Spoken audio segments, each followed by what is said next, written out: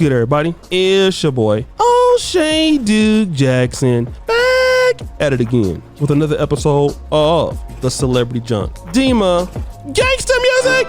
So the game is back with more controversy.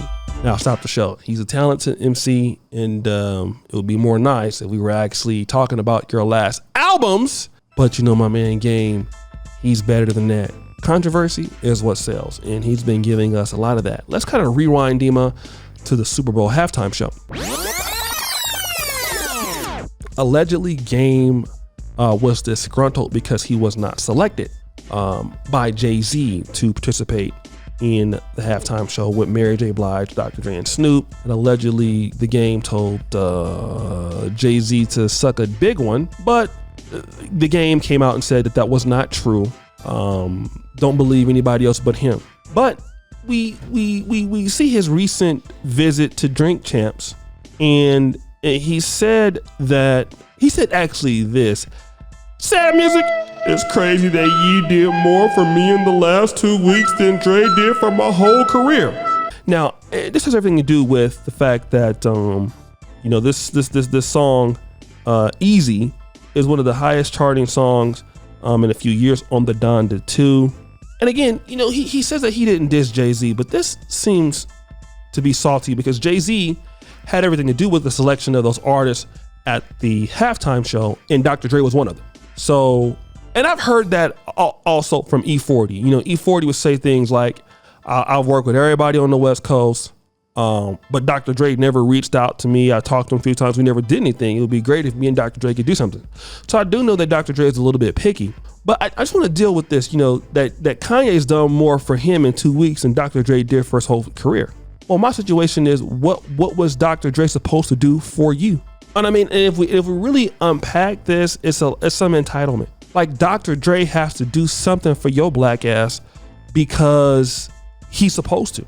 I mean, if it wasn't for Dr. Dre, you wouldn't even ever work with Snoop, right? So indirectly, Dr. Dre did something for you. He did something for the culture.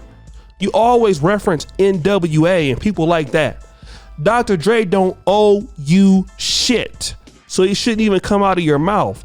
But again, what you have are a lot of disgruntled people who had the opportunity to get on, because also, if it wasn't for Dr. Dre, you wouldn't have 50 Cent, because Dr. Dre got Eminem and Eminem signed 50. So if it wasn't for them, you wouldn't even. So like, what are you talking about?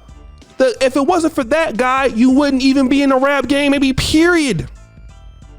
But it's just kind of like this, let me kind of talk about Boyce Watkins real quick, because I don't know if he's still saying this, but there was always a reason why he felt like athletes and entertainers should be creating jobs in the black community. And I'm a kind of person that I don't believe that. It's nice if they do, okay? But it's not their responsibility to create jobs and things in the black community. I mean, celebrities are pressured to give money and charities, which many of them do donate, but to create employment just so you can have jobs, that's just no. If the employment sector deals with something that's a better investment for them, then okay. But we got to stop looking at people who have to owe you something because they're there. Dr. Dre don't owe nobody nothing, especially the crybaby ass Game with this bullshit. This is crying, and Game is a talented guy. I love the Game. He's a great MC. He's one of the best guys ever came from the West Coast. But to say that why would you even mention him? He don't have to do nothing for you. If it wasn't for Dr. Dre, you wouldn't even be the Game, because the people that he influenced is the ones that put you on. But then again, with certain people, it's never enough. How much do people actually got to do for your ass? Like, honestly, it's crazy. No, it's not crazy. He don't owe you shit, because there are people right now from Compton. If I was to go there, they would say it would be crazy that such and such rapper worked with me and the Game he ain't holler at me. He didn't do X, Y, and Z. It's your job to do something for your goddamn self. Okay? It's the reality. It will be nice if people want to do something for your career, even if you get on. But they ain't supposed to be like, yo, what's going on and all this and this and that. And then you know what? And also, 50, you fell out with 50 Cent, which is indirectly one of his guys. Like, you had every opportunity when you was on to be just successful as anybody else. You didn't do it. So the reason why you're getting helped by Kanye is because Kanye is bigger than you. Maybe he rocked better with you than somebody else. And it's just like, you know, a lot of us, we have that same entitlement. And I just really wish people would get over that shit. Okay? He did more for me in 2 weeks than well, okay, well, what did you do for him? Okay? Like, what value, like, we got to start to look at this. Because a lot of us have, you know, very feminine perspectives about life and how it works.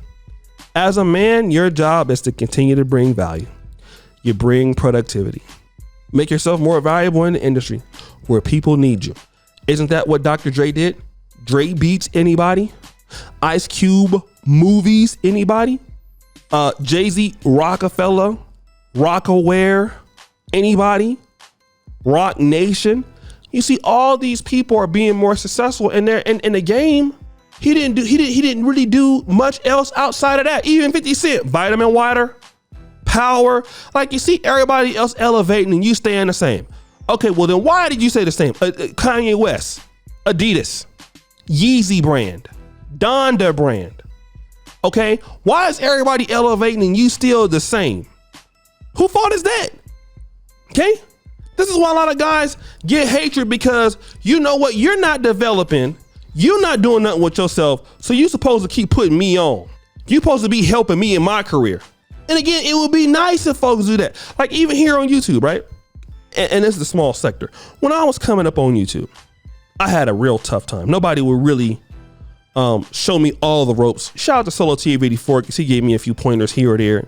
But we didn't really have a whole lot of black YouTubers who kind of figured out, you know, certain content strategies, how to do certain things.